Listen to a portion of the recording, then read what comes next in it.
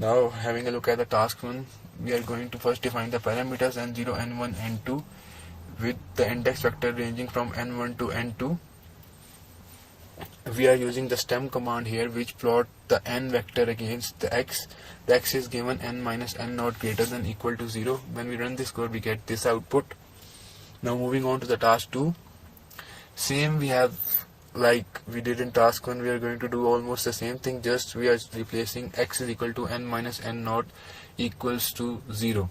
Then we are going to use the stem command, which is used for the plotting of the signals, and we get this output. Moving on to the task 3. Here we have two parameters, n1 equals to minus 3, n2 equals to 3, and the signal given to us is x is equal to 3 into 0.5 raised to the power n, and we use stem command again to plot n against x, so we get this output on the first half. So this is the output that we get from that code. Now replacing the x with 3 cos 3 pi n plus 5, and then running the code again, we get that sinusoidal signal. Moving on to the task 4. In this task we are going to define the unit impulse function. First we will initialize the impulse sequence, then we set the value at the first position to 1. We have using this code as an example, n equals to 10 and k is equal to 5. Then we have called the signal impulse sequence and then used the stem command to plot these signal against each other, and we get this output. Moving on to the task 5. In this task we have asked to define the step sequence, like in the last task we have did the unit impulse sequence. So in this task we have to do the step sequence.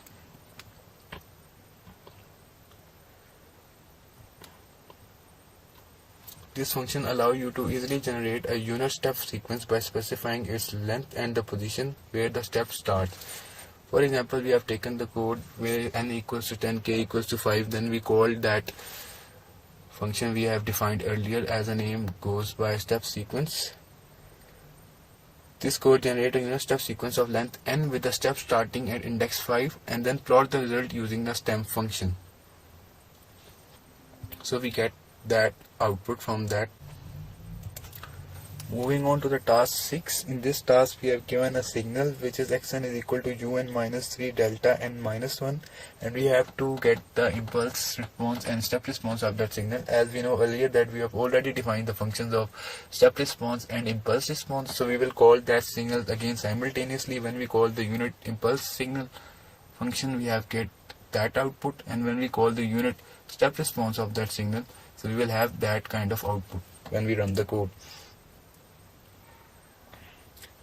There is also the second function which is given, and that signal is 3un minus 3 plus delta n minus 2 plus un.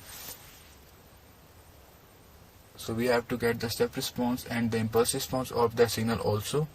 We are using subplot, so we can get all of the step responses, impulse response on the same graph. As we can see in this output, on the top we have the input signal, and then we have the unit impulse response of that signal, and then at the end we have the unit response of that signal by calling the functions we have already defined earlier to get the unit step response and unit impulse response. Moving on to the task 7. In this task we have to flip the signal. So we first define an example signal, then we flip the original signal using the flipper function. Then we use the subplot for displaying the original and flipped signal. The stem command plot the original and flipped signal using the stem function with different colors and line widths. Labels and titles are added to each subplot for better implementation. When we run the code, we see two subplot representing the original and flipped signal. The original signal is shown in blue and the flipped signal is shown in red. As we can see there, the original signal is in blue and the flipped signal is in red. Now moving on to the next task. In this task we have to scale the function. So what we did in that task is we first defined an example signal, then specified the amount by which the signal will be scaled. Then we compute the scale indices based on the original signal length and the scale factor. In this case the signal itself is not scaled, only the indices are scaled. Then we use the subplots for displaying the original and scaled signal. The original and scaled signal using the step function with different colors and line widths. Label and titles are added to each subplot for better implementation. When we run the code, we see two subplots representing the original and scaled signal. The original signal is shown in blue and the scaled signal is shown in red, as we can see here in the output. The original signal is in blue, and then when we scale the signal, we have the output in the color red. Moving on to the task 9, in this task we have to shift the signal by amount 2. So what we did in this task, that we first defined the example signal, then we specify the amount by which the signal will be shifted, then we perform circular shifting of the original using the circle shift function. Then we use subplot for displaying the original and shifted signal, plot the original and shifted signal using the step function with different color and line widths. Labels and titles are added for each plot for better implementation. When we run the code, we see two subplots representing the original and shifted signal. Again, the original signal is in blue and the shifted signal is shown in red, as we can see here. This is the original signal, and when we shift the signal, we have the output like this. Now moving on to the task 10, in which we have to find the zero hold of the signal. First we define the time vector for the continuous time signal, then we specify the time period for the discrete time signal, define the time vector for the discrete time signal, initialize the discrete time signal. The loop performs zero order hold by finding the nearest time point in the continuous signal for each sample in the discrete signal. Results are plotted using the plot and stem function with different colors and line width.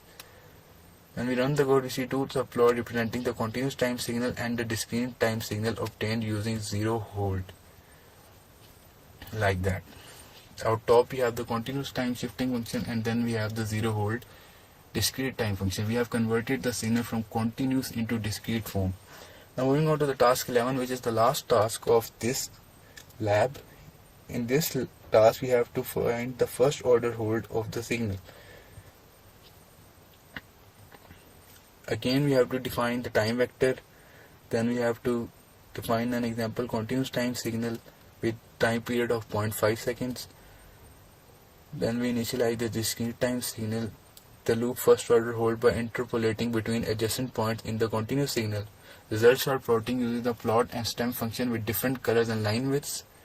When we run this code, we see two subplots representing the continuous time signal and discrete time signal obtained using first order hold. Like this, we have the continuous signal, and then when we use the first order hold, we have that kind of discrete output. So that is all for the lab number 2. Thank you for watching.